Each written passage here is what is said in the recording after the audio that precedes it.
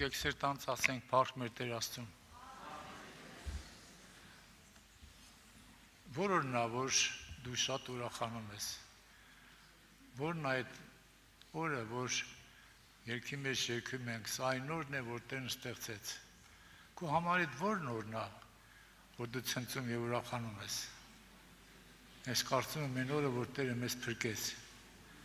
որ Տերի արյունով մեզի գնեց, փառք Տիրոջը դրա համար։ Եղբայրներ, քույրեր, մեր հոգևոր շինության համար ես ուզում եմ այսօր խոսել Ղուկասի ավետարանի 7-րդ գլխի 11-ից մինչև 17 համարների շուրջը։ Մինչև այդ մենք տեսնում ենք, որ սիրելիներս Հիսուսը երբ որ մտավ Կափառնայում նա բժշկեց Հավելապետի ծառային։ Հավելապետի ծառային բժշկեց եւ հետո ինքը որոշեց գնալ Նային քաղաքը։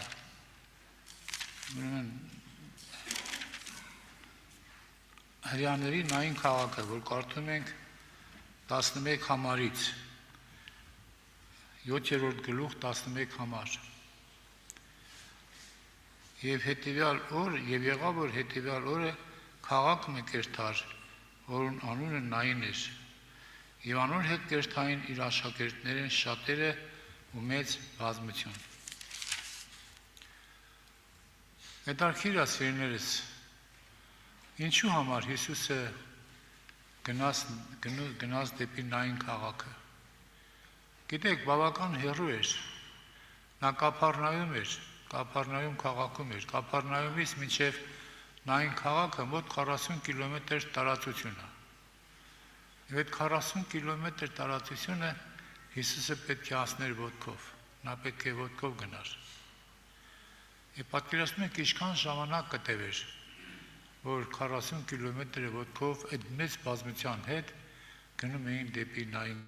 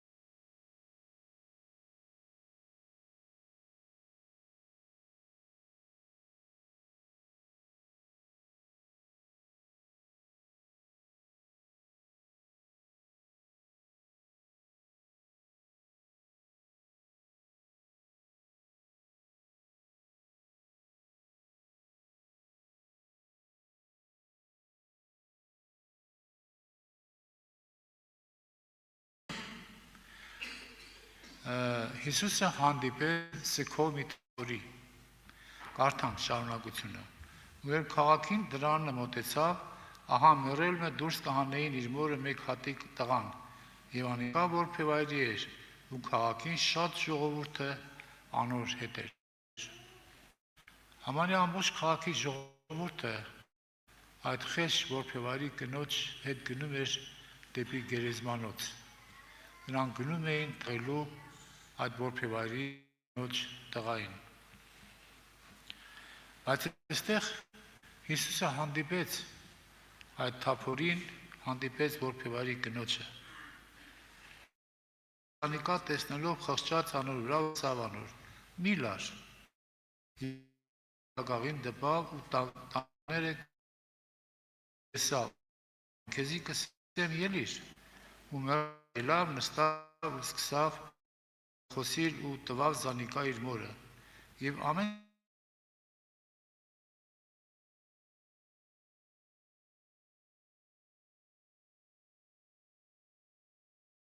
Աստված իր ժողովրդին այցելությունով, և այս ցայնը անոր վրայով բոլոր Հրեաստան եղավ ու բոլոր շրջակա տեղերը։ Արքիր ասելի եղբայրներ քույրեր։ Այստեղ մենք տեսնում ենք, որ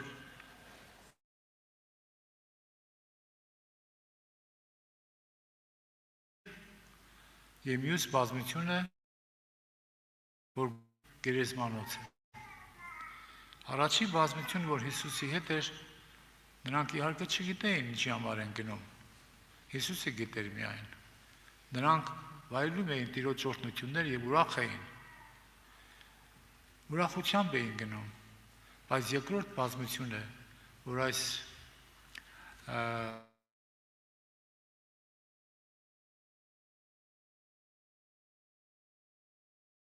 շատ տխուր էին, սգավոր էին։ Նրանք գնում էին դեպի գերեզմանոց։ Հոգևոր իմաստով, եթե մենք վերցնենք եղբայրներ քույրեր, մեզանից յուրաքանչյուրը կամ առաջի բազմության հետ է, այսինքն կամ Հիսուսի հետ է ու նրա ուրախությունն է վայելում, կամ երկրորդ բազմության հետ է, որ գնում է դեպի գերեզմանոց։ Որ բազմության հետ ես դու այսօր, որտեղ ես դու գտնվում, դու Հիսուսի հետ ես և արդյոք ուրախության մեջ ես, եթե Հիսուսի հետ ես, ուրեմն ուր ես դու գնում։ Հիսուսի հետ գնացողը եղբայրներ քույրեր, նրանք գնում են մի քաղաք, որի ճարտարապետն ու արարիչը Աստված է։ Եբրայեցիս 11-րդ գլուխ 10 համարում կարդում ենք. ասի ինքը կսպասեր այն հիմերով հաստատված քաղաքին, որոնց ճարտարապետն ու արարիչը Աստված է։ Այո, փառք Տիրոջը եղբայրներ քույրեր, մենք ենք սպասում այդ քաղաքին, որի ճարտարապետն ու արարիչը Աստված է։ Իսկ Եբրայեցիս թղթի 12:22-ում կարդում ենք հետևյալ համարները, սիրելիներս, Եբրայեցիս 12-րդ գլուխ 22 խոսքը։ Այստեղ էսպես է ասում. բայց դուք Սիոն լեռանը մոտեցել եք ու կենդանի Աստծո քաղաքին, երկնավոր Երուսաղեմի եւ բյուրավոր հրեշտակներուն, ու երկինքը գրված անդանիկներուն հանդիսավոր շողովին ու եկեղեցին եւ Աստծո, որ ամենուն դատավորն եւ արդարներուն հոգիներուն, որոնք կատարվել են։ Բայց դուք Սիոն լեռանը մոտեցել եք։ Եղբայրներ քույրեր, եթե նայենք այս վիճակի մեջ, օրինակի համար շատերը ասենք, երբ որ մեկի հետ մի վատ բան է կատարում, դժբախտություն կամ բան, շատ հավատացյալներ սկսում են անմիջապես մեղադրել։ Ուրեմն մի բան արել է, մի հատ մեղք է գործել, որ ինքը ընկել է այս վիճակի մեջ։ Սկսում են մեղադրանքով։ Բայց եղբայրներ քույրեր, գիտեք ինչ ասում Հոբը, երբ որ Հոբը այդ վիճակի մեջ էր գտնվում, ասենք, որ այդքան 10 երեխան մահացան, բան եղավ, այդ ամբողջ հարստությունից զրկվեց, նրա բարձրաստիճան բարեկամները եկան եւ սկսեցին մեղադրել, որ դու Հոբ ինչ-որ մի բան ես արել, հիմնական միտքը դա էր։ Բայց եղբայրներ քույրեր, Հոբը ասում է, որ Հոբի 6-րդ գլուխ 14 խոսքը թշվառության մեջ եղողին իր բարեկամին կարեկցությունը պետք է, բայց անիկա ամենակարողին վախը մեկդից իկեց։ Եթե մեկը թշվառության մեջ է գտնվում, դու մի գնա սկսի մեղադրել, այ էսենց է սարը դրա համար դու ընկել ես այդ թշվառության մեջ։ Առաջինը այդ մարդուն պետք է կարեկցել։ Հիսուսը երբեք որևէ մեկին չէր մեղադրում, նա կարեկիցն է մեր եւ գնաց կարեկցելու այդ որդովայրի կնոջը։ Սիրելիներս, մենք տեսնում ենք, որ Հիսուսի խոսքը դա Աստծո խոսք էր նաեւ։ Նա ուրեմն այդ կնոջը տեսնելով խղճաց եւ ինչ ասեց, մոտեցավ պատանին եւ ասեց. մի լար, այդ կնոջ ասեց, մի լար։ Ուրեմն եւ մոտենալով դագաղին կպավ եւ այդ պատանին ասեց, քեզի կսեմ ելիր։ Եվ պատանին վեր կացավ եւ Հիսուսը տվեց իր մոր գիրկը։ Հիմա պատկերացնեք, սիրելիներս, այդ մոր վիճակը մինչև իր տղայի հարությունը եւ հարությունից հետո այդ կինը սարսափելի սուքի մեջ էր։ Միայն այդպիսի մարդիկ կարող են հասկանալ, թե ծանր է լինել որբևայրի եւ ունենալ մի տղա, այն էլ մահանա 12 տարեկան մի տղա էր։ Ամբողջ քաղաքը սգում էր, նա սգավոր էր։ Բայց Հիսուսը եկել էր սգավորներին մխիթարելու, ինչպես կարդում ենք Եսայի մարգարեության 61-րդ գլխում, ամեն սգավորները մխիթարելու, մոխիրի տեղ փառք տալու։ Այո, Հիսուսը չի եկել դատելու, Հիսուսը չի եկել մեզ մեղադրելու, նա եկել է, որ մեզ փնտրի, գտնի ու փրկի։ Փառք Տիրոջը դրա համար։ Այո, Տերը տեսնելով խղճած եւ ասաց որբևային մի լար, եւ մյորելը ելավ, նստավ եւ տվեց իր ամորը։ Ինչքան նուրբ է Հիսուսի արածը, որ վերցրեց տղային եւ տվեց արդեն ցնծացող, ուրախացող մորը։ Եղբայրներ, քուրեր, մենք եթե նայենք այս վիճակին, կտեսնենք, որ այո, ինչպես ես սկզբից ասեցի, որ հիմա երկու բազմություն կար։ Մի բազմությունը գնում էր դեպի Նային քաղաքը Հիսուսի հետ էր, իսկ մյուս բազմությունը գնում էր գերեզմանոցը։ Եվ հարց տվեցինք, թե մենք հիմա որ բազմության մեջ ենք։ Եթե մենք Հիսուսի հետ ենք, ուրեմն գնում ենք այն քաղաքը, որի ճարտարապետն ու արարիչ Աստված է։ Բայց եթե մերժում ենք Հիսուսին, Հովհաննու 3-րդ գլուխ 36 համարում ասում է, ան որ Աստծո որդուն կհավատա, հավիտենական կյանք ունի, իսկ ան որ Աստծո որդուն չնազանդվիր,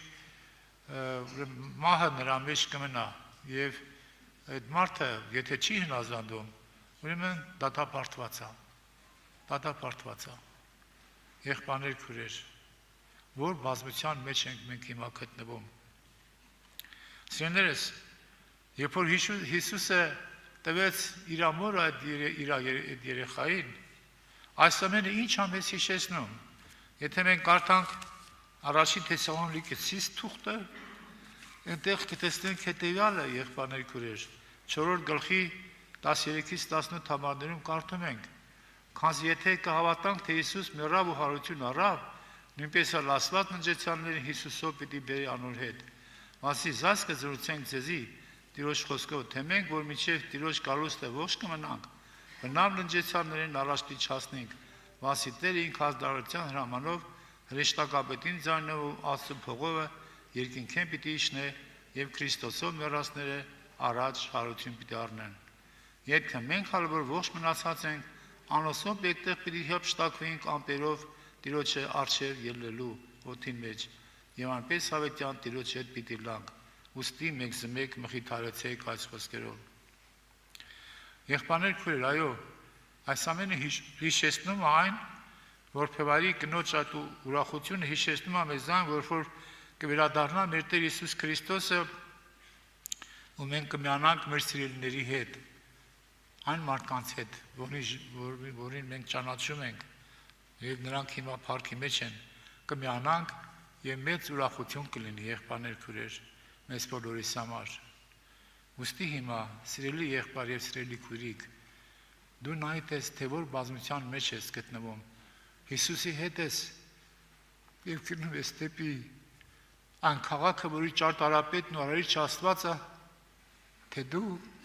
այն սուքի թափորի մեջ ես, որ գնում ես դեպի գերեզմանոց։ Կանգ առ, սիրելի եղբայր եւ սիրելի քույրիկ, ստափվիր, Հիսուսը սիրում է քեզ, նա չի եկել, որ քեզ մեղադրի, նա եկել է քեզ կարեկցելու համար։ Գիտեք, ինչքան կարևոր բան է կարեկցելը, սիրելիներս։ Ես մի դեպք հիշեցի եւ հիմա ուրեմն ասեմ այդ վկայությունը եւ կաղոթենք։ Տարիներ առաջ ես չեմ հիշում որ թիվներ, ուրեմն մեր եղբայրներից մեկը, որ այստեղ չի, մեր բանը Նիսանի բանը Գևորգը, հա։ Ուրեմն ինքը ավտոբուսն էր քշում եկեղեցու։ Եվ ես եղբայրականում նստած էի, եկել լուր եկավ, որ ավտոբուս ավարիա է տվել։ Հիմա եղբայրներ քուրեր։ Ես անմիջապես թողեցի եւ գնացի այդ վայրը։ Ուրեմն ինքը ինչ էր արել։ Ավտոբուսը կանգնացրել էր քանակերում, ինքը եկել էր տուն։ Ու թե ոնց էր եղել, այդ ավտոբուսը սկսել էր շարժվել։ Քանակերը եղբայրները կհիշեն։ Ավտոբուսը սկսել էր շարժվել եւ ուղիղ եկել էր ճանապարհին, խփել էր մի հատ մեկի բուտկեն կրիշներ փլեր, մեկու ժիգուլիներ խփել, փառք Աստծո, որ երեխա չեր ընկել տակը։ Ու հազիվ երբ որ կանգնել էր այդ ավտոբուսը, ես հասա ու տեսա, որ այս խեղճ եղբայրը Գևորգը այսպես ձեռը դողում է ու չգիտի ինչ պիտի անի։